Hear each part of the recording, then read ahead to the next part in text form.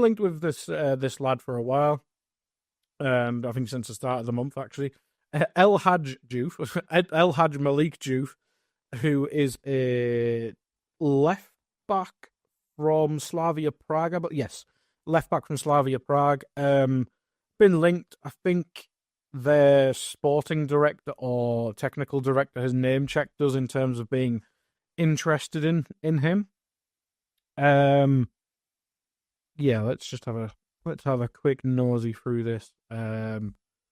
Slavia Prague chairman Jaroslav Tvrdik, let's go with that. Speaking to Czech outlet Kudi, yeah, I'm not reading that. Per Info Football, the club chief claimed that both Liverpool and Chelsea were among the sides interested in the 20-year-old left back.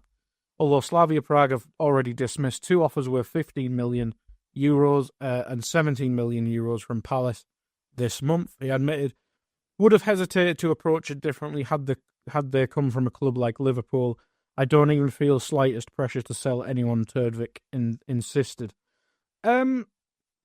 Yeah, I mean, it's obviously tough. I mean, I've never seen him play unless he played against us, or did we play Sparta Prague last year? I can't remember. I mean, if it's 20 odd mil for a young left back, it's probably not unless he is starter quality. Obviously, I'm not sure. I don't watch Czech football, but 20 million for a potentially starting left back. It's a weird one because I think most people, if we are to upgrade on Robertson and Tsimikas, you'd probably want a more, 23 to 26-year-old left back coming into the prime. But if Arne Slot is kind of happy with Robertson and Tsimikas, and then we either sell one of them and get this young lad in to be the successor, it's hard to know without seeing him play, but we're clearly interested if we're getting name checked by the chairman. But and it would be kind of funny to have an El Hadji Diouf that wasn't how do I put this politely? Not to prick. So yeah, it would be kind of nice to redeem the name, I suppose. But yeah, certainly an interesting one. Might be one we see in the summer. Potentially not. Who knows? But yeah, be an interesting signing without knowing too much about the player himself. Obviously, a bit of other transfer news from the Spanish press. Relevo, how the hell you say it? Journalist Mateo Moreta is saying that Stefan Bajcetic is likely going to Las Palmas. Yeah, it's been a bit of a weird month, hasn't it, with Bajcetic? Obviously, Pep Lijnders losing his job in December or November, I think it was. Obviously didn't go well at Salzburg, and that seemed to be basically the whole point of loaning him to Salzburg, because doing Pep a favour. It did. Other than that, it didn't really make sense, because Salzburg exists to create young players for the Red Bull system. Obviously, they want their own success. But why would they loan in a player to develop for another team? Just never really made sense, other than lending Pep and Lijnders a player who he obviously rates. But now that he's not there, it does kind of make sense, because I don't think he's starting every game. If he can go to Las Palmas, obviously the league will be better than the Austrian Bundesliga. He might fit it better, and he might just get more starting opportunities. I think, obviously, was it a couple of weeks ago, maybe a week and a bit ago, I think James Pearce denied any chance of recalling him and loaning him back out. But that was when it was to Real Betis, where I'm not sure where they are exactly in La Liga, but I'm guessing they're higher than 15th and probably wouldn't start. So maybe Las Palmas makes more sense. But it's an interesting one. Obviously, Spanish press, we kind of know, is a bit weird at times. Well, we've seen it with the Trent situation. It's very weird at times.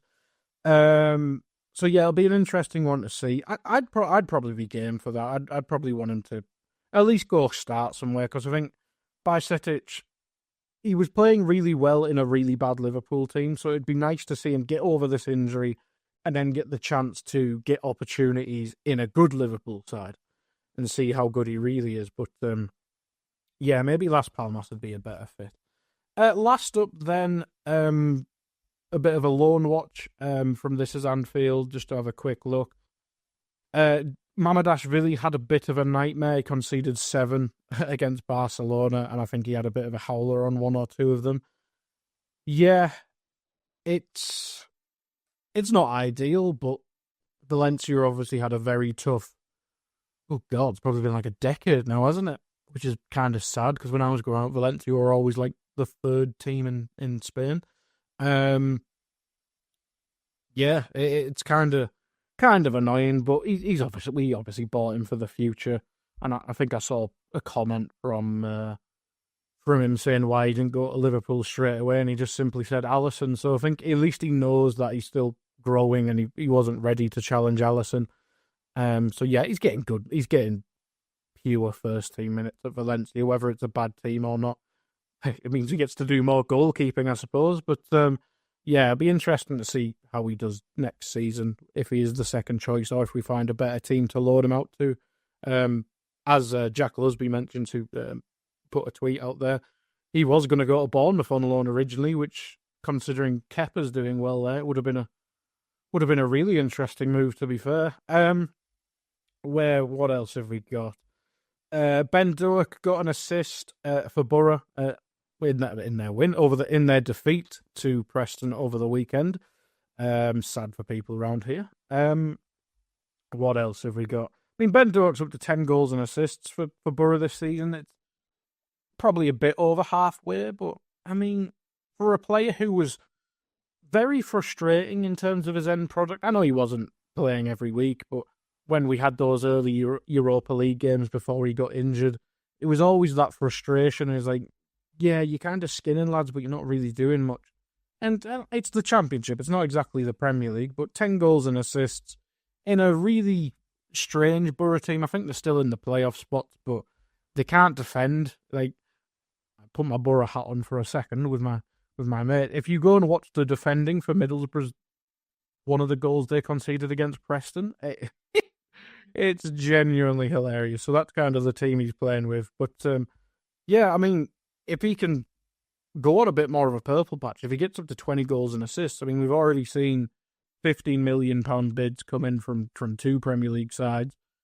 Will he be an option for Liverpool? Who the hell knows? But he's clearly a talented player. He's clearly good enough for the Championship and the top end of the Championship. So yeah, it'll be an interesting one with Ben Doak to see how it goes. Let's have a look. Any other... In Scotland, meanwhile, Calvin Ramsey made his debut for Kilmarnock after he was recalled from Wigan and swiftly sent back out on loan. So that's good. Calvin Ramsey obviously bought, and he was really highly thought of, and just injuries have just been such a nightmare, and the emergence of Conor Bradley probably didn't help, but in terms of his Liverpool minutes and etc. But yeah, if hopefully he gets a good second half of the season at Kilmarnock.